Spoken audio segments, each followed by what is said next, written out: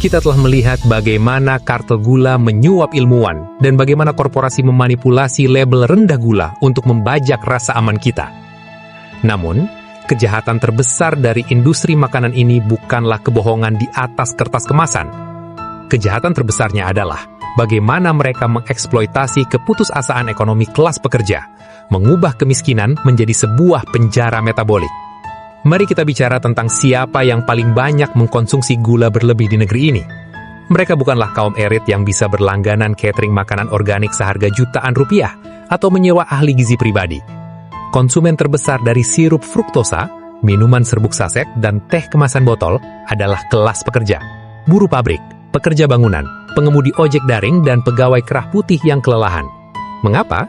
Karena sistem ekonomi kita merancang makanan sehat menjadi barang mewah, sementara kalori kosong yang mematikan disubsidi secara tidak langsung hingga harganya sangat murah. Bagi seorang pekerja bangunan yang harus mengaduk semen di bawah terik matahari, atau pengemudi ojek yang kelelahan mengejar target pesanan, air putih tidak lagi cukup untuk memberikan dorongan energi instan. Mereka membutuhkan lonjakan dopamin dan energi sesaat. Solusi termurahnya adalah minuman teh manis dalam gelas plastik seharga Rp1.000, atau kopi susu saset yang komposisi utamanya 70% adalah gula. Menurut analisis ahli gizi komunitas yang sering dipublikasikan di berbagai jurnal kesehatan masyarakat, makanan super proses atau ultra processed food dan minuman manis adalah sumber kalori termurah yang bisa diakses oleh masyarakat berpenghasilan rendah untuk bertahan hidup dari jam kerja yang panjang. Industri F&B sangat menyadari pola ketergantungan ini. Mereka menempatkan produk-produk racun manis ini di setiap sudut jalan, dari warung sembako hingga rak paling depan di kasir minimarket. Mereka menjebak kelas pekerja dalam siklus kecanduan energi instan yang berujung pada kebangkrutan fisik. Hasil dari eksploitasi harian ini menciptakan sebuah pandemi senyap yang jauh lebih mematikan dan berlangsung lebih lama daripada virus apapun. Kita sedang melihat generasi muda Indonesia yang membusuk dari dalam sebelum mereka mencapai usia paruh baya.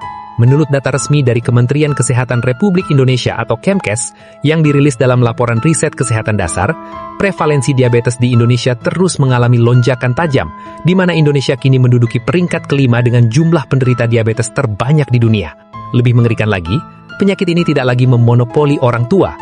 Ikatan Dokter Anak Indonesia atau IDAI merilis data yang menjadi tamparan keras bagi negara. Kasus diabetes mellitus pada anak di Indonesia meningkat hingga 70 kali lipat pada tahun 2023 dibandingkan dengan satu dekade sebelumnya.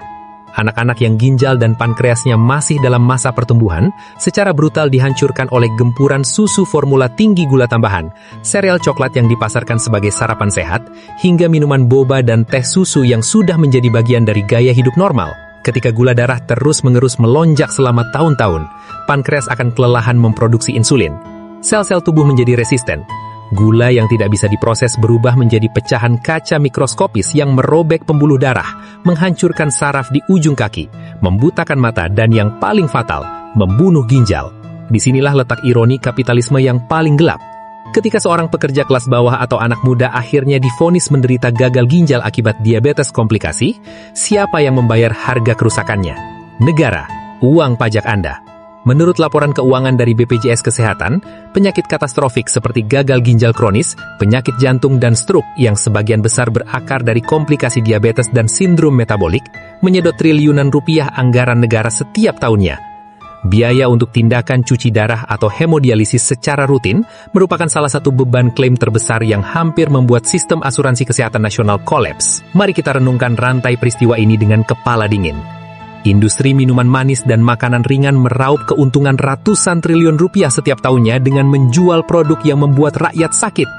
Namun ketika rakyat tersebut benar-benar jatuh sakit dan ginjalnya rusak, korporasi tersebut tidak bertanggung jawab sepeser pun. Beban pemulihan dan perawatan seumur hidupnya dilemparkan kepada fasilitas kesehatan publik dan BPJS Kesehatan. Ini adalah skema di mana korporasi mengambil keuntungan secara privat, namun membebankan risiko dan kerugiannya kepada negara dan masyarakat. Dan di ujung rantai kematian ini, ada satu entitas raksasa lainnya yang tersenyum lebar melihat epidemi diabetes ini. Industri farmasi. Ada sebuah pepatah gelap di dunia medis bisnis. Pasien yang sembuh adalah pelanggan yang hilang. Industri farmasi tidak memiliki insentif finansial untuk benar-benar menyembuhkan diabetes. Model bisnis mereka tidak berfokus pada penyelesaian akar masalah, seperti menghentikan konsumsi gula atau merombak sistem pangan. Model bisnis mereka berfokus pada manajemen gejala. Ketika Anda didiagnosis menderita diabetes tipe 2, Anda tidak diberi jalan keluar untuk sembuh total. Anda dimasukkan ke dalam sistem langganan. Anda harus membeli obat penurun gula darah seperti metformin setiap hari. Saat pankreas Anda akhirnya menyerah, Anda dipaksa untuk berlangganan suntikan insulin buatan pabrik selama seisi hidup Anda. Belum lagi obat-obatan tambahan untuk kolesterol, darah tinggi, dan pereda nyeri saraf akibat komplikasi. Inilah mahakarya dari simbiosis industri kematian. Industri pangan, Big Food, memproduksi racun berbalut gula yang murah dan adiktif untuk menciptakan pasien. Lalu, industri farmasi, Big Pharma, masuk dengan jubah putih, tidak untuk menyelamatkan pasien tersebut, namun untuk memastikan pasien tersebut tetap hidup cukup lama agar bisa terus membeli obat mereka setiap bulan. Anda, tubuh Anda, dan kesehatan Anda bukanlah milik Anda sendiri. Anda hanyalah pabrik uang yang dieksploitasi oleh dua raksasa industri, dari gigitan permen pertama di masa kecil hingga suntikan insulin terakhir di randang kematian.